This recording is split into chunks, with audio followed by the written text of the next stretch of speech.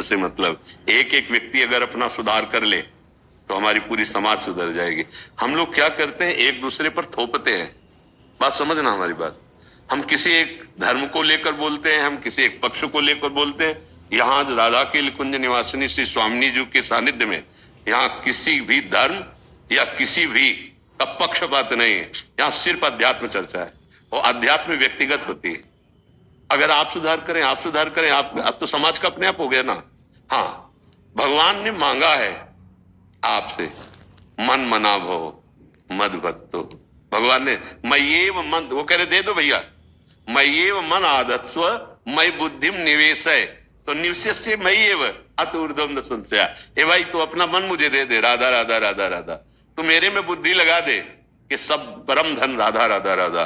और जहां ऐसा आपको दिखाई दे तो दूर 10 कदम दूर रहो। दूर से दर्शन किया, उनको भी प्रणाम किया और पीछे से निकल गए।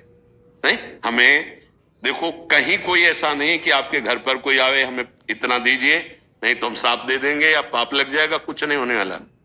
अगर उनके पास सांप और पाप करवाने की शक्ति होती ना, कि तुम्हें पापी बना देते या तुम्हें सांप दे देते, तो वो ऐसे करते ही नहीं। जिसके अंदर सामर्थ्य होती है वो ऐसा करता नहीं है। बात खुली समझो। कोई उस सत्य को जानने वाला ऐसे तुमसे करेगा यार? सोचो तुमसे क्यों ऐसे करेगा? जिनके तुम दर्शन करने जा रहे हो वो लक्ष्मीपति है, उनकी सेवा में हम हैं।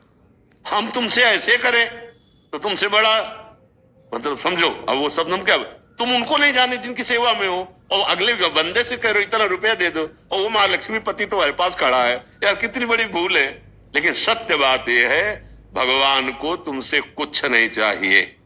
देखो हम कई बार बताया भगवान कैसे प्रसन्न होते। जैसे तुम पिता एक हो, तुम्हारे 4 पुत्र हो, तुम सेव लाए, केला लाए, 2-2 बच्चों को दे, एक सेव एक केला, तीनों छीले और पाने लगे और दौड़ के आया और छील के ऐसे कहा पापा। अब आपका हृदय क्या होगा? नहीं, एकदम बलिया। और आप ऐसे करोगे, ला इधर, और अपने हाथ से उसे पवाओगे। नहीं पाओगे, 3 को वो दुलार नहीं मिलेगा जो उसको मिलेगा। इसी को भगवत आराधना कहते हैं। हमारे पास जो नमक रोटी भगवान ने दी, हम अपने प्रभु को घर में भोग लगाते हैं, पाते हैं। हमारे पास जो मेहनत का कमाया वो पैसा माँ है, पिता है, बहन है, परिवार है, उनकी सेवा में लगाते हैं। 100 रुपया अगर हमें लगा ज्यादा बच गया एक्स्ट्रा में है तो हम उसे गंदे आचरणों में ना करके किसी बीमार की सेवा में, किसी पशु पक्षी की सेवा में, किसी ऐसी जगह जो तुम्हें कभी नमस्कार ना करे, सेवा उसी मानी जाती है। कि वो अगर ऐसे बोला ना थैंक यू भाई साहब, तो हमारी सेवा अधूरी हुई। वो थैंक यू भी ना बोलने पावे। वो ऐसे नेकी कर दरियादार जैसा भाव है ना। हाँ, कोई जरूरत कहीं भी ऐसा नहीं लिखा। हाँ ये जरूर, हमें अभद्र व्यवहार कहीं भी किसी से नहीं करना।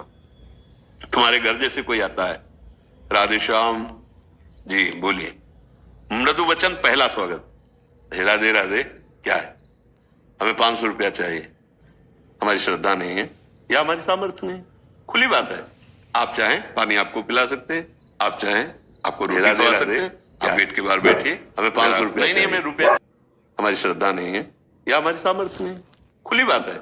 आप चाहें पानी आपको पिला सकते हैं, आप चाहें आपको रोटी खवा सकते हैं। आप गेट के बाहर बैठिए। अगर नहीं हमें रुपया चाहिए, आराम से चले जाइए, कोई अपराध नहीं। हम मृदु वचन बोले, हम अभद्र व्यवहार क्यों करें किसी के सामने? अगर वो कहते कि फिर अगर हम ऐसे खाली गए तो तुम नष्ट हो जाओगे, तो कुछ ना बोले, अपने दरवाजे से अंदर आ जाए। वो खुद नष्ट हो रहा है। देखो कितना जल रहा है। आप खुद देखो उस समय वो व्यक्ति कितना जल रहा है, कितना कड़ुआ उससे बदबू आ रही है उसकी जलन की। हाँ नहीं, कभी नहीं डरना चाहिए। जो भगवान के जन होते हैं वो किसी का अमंगल इसलिए कर देंगे कि उसने कुछ दिया नहीं। यार भगवान का दास होके किसी के और का भरोसा रखता है, मुझे तो संशय उसके दासत्व पर। नहीं, हाँ भगवान का दास कभी ऐसे नहीं करता। अगर आचार्यों ने आदेश किया है तो केवल इसके लिए कि एक एक रोटी मधुकर की तरह, भौरा जैसे एक एक फूल से पराग लेता है, ऐसे एक एक घरों से आधी रोटी एक रोटी मांग ली, पाया, दिन भर भजन किए, वो तो मार्ग है। लेकिन रुपया मांगने वाली बात आज तक हमने कहीं नहीं पढ़ी। कहीं किसी भी विषय के लिए रुपया मांगने की जरूरत नहीं। विश्वम्भर भगवान सबका भरण पोषण करते हैं। जिस समय जो आवश्यकता होती है, बहुत बहुत उनको पता है। हाँ, हमें लगता है पैसा दे के भगवत प्राप्ति होती भी नहीं है। अगर होती तो बड़े बड़े लोग खरीद लेते भगवान को, नहीं खरीद लेते तो 1000 करोड़ तो ले लो, 2-4 बार खरीद लेते, ऐसे भी लोग हैं। लेकिन लक्ष्मी जी चरण चापती रहती है, भगवान उधर देखते रहे तो भला यार। भगवान तो अपने प्रेमी जनों से मिलते हैं, और प्रेम पैसे से खरीदा नहीं जाता, वो भजन से होता है और दैन्यता से होता है। ठीक है ना जी। अभिषेक जी अंबाला से। राधे राधे। राधे राधे महाराज जी। महाराज जी, भगवान श्री कृष्ण जी गीता में कहते हैं कि सब धर्मों को त्याग कर मेरी शरण में आओ, मैं सब पापों से मुक्त कर दूंगा।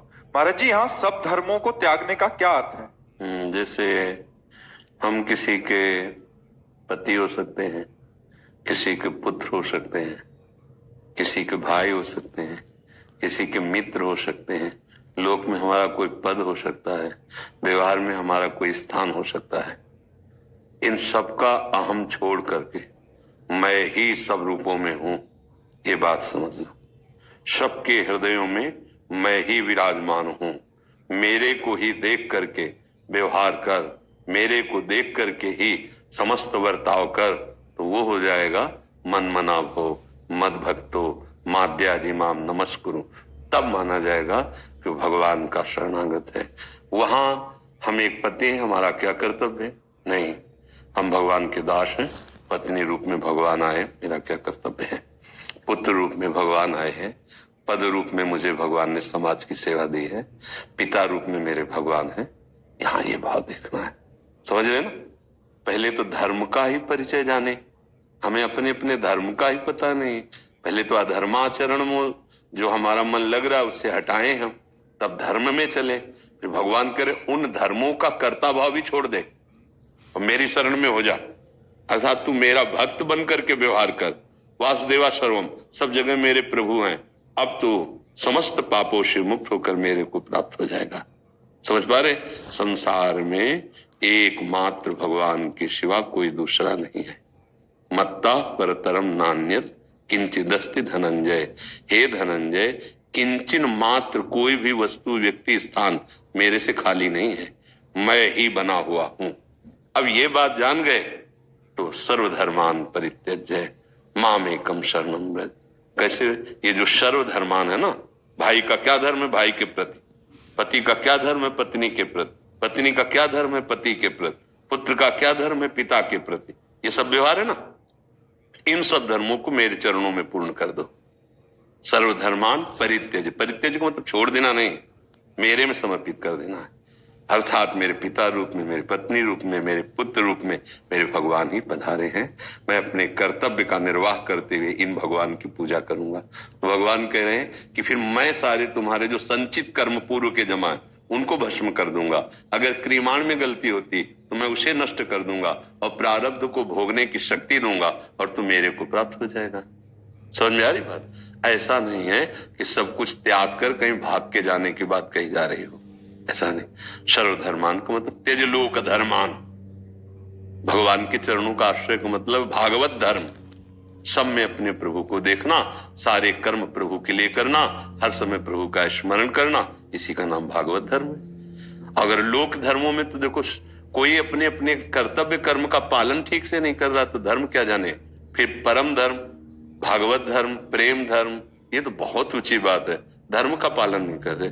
थोड़ा प्रतिकूल हो जाए पत्नी तो देखो कैसा व्यवहार करते हैं, थोड़ा प्रतिकूल हो जाए पति तो कैसा व्यवहार करते हैं, थोड़ा प्रतिकूल हो जाए माता पिता तो हम कैसा व्यवहार करते हैं। तो धर्म ही नहीं है। अनुकूलता को धर्म नहीं कहा जाता। जो अनुकूल और प्रतिकूल दोनों की परवाह ना करके अपनी निष्ठा से धर्म का पालन करता है वही धर्मात्मा कहा जाता है। समझ पा रहे हैं आप? हाँ, बहुत अच्छे हो, नई अवस्था में धर्म का विषय जानना चाहते हो, इसे सबसे ज्यादा भक्ति करो इन रूपों में विराजमान भगवान की। माता पिता, भाई, पत्नी, पुत्र, परिवार, संबंधी, गांव, पूरा विश्व, इन सब में भगवान है। किसी के साथ दुराचार, पापाचार, अधर्माचरण, हिंसा, द्वेष, ये सब ना होने पावे।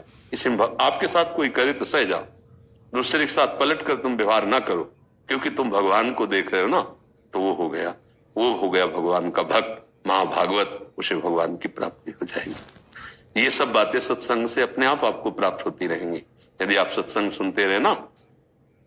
धर्मम भजस्व सततम त्यज लोक धर्मान,